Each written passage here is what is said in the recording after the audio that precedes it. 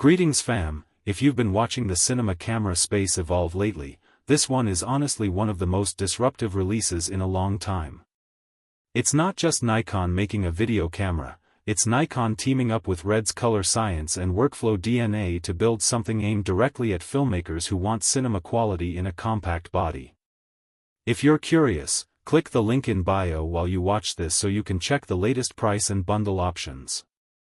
I've researched the Nikon Red Z Cinema ZR cinema camera thoroughly across the internet, including official spec breakdowns, early filmmaker reviews, technical deep dives, Reddit discussions, and comparison tests against cameras like the Sony FX3 and Blackmagic systems.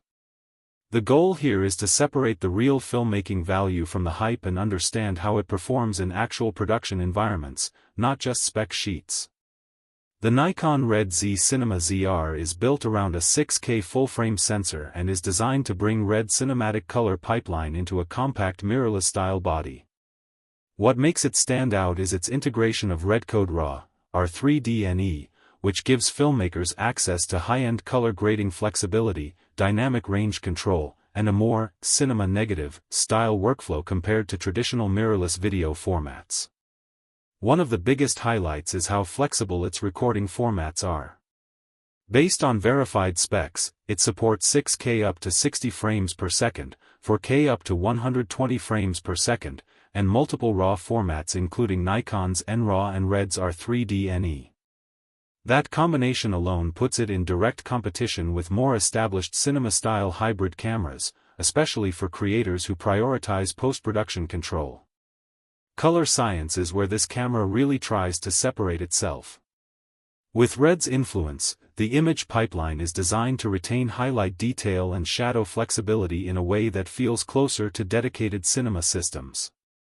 From early sample footage and reviews, the look is very grade-friendly, meaning you can push the image heavily in post without it falling apart quickly. Another standout feature is the 32-bit float audio recording, which is extremely rare in this category. This means you can capture audio with a much wider dynamic range, reducing the risk of clipping in unpredictable environments. For solo filmmakers or documentary shooters, this can simplify audio setup significantly and reduce reliance on external recorders.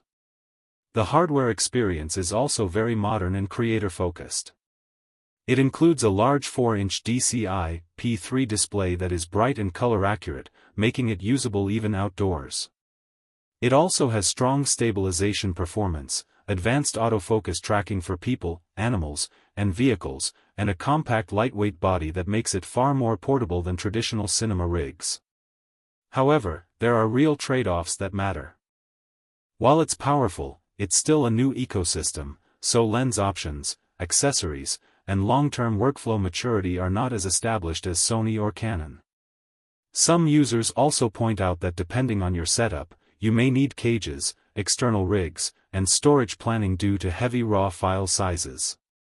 And like many compact cinema hybrids, it's not as plug-and-play simple as consumer cameras.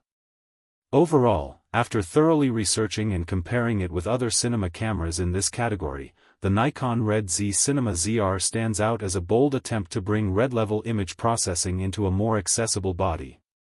It's best suited for filmmakers, content creators, and hybrid shooters who want serious cinematic flexibility and are comfortable working in a more professional post-production workflow. Click the link below for the best price.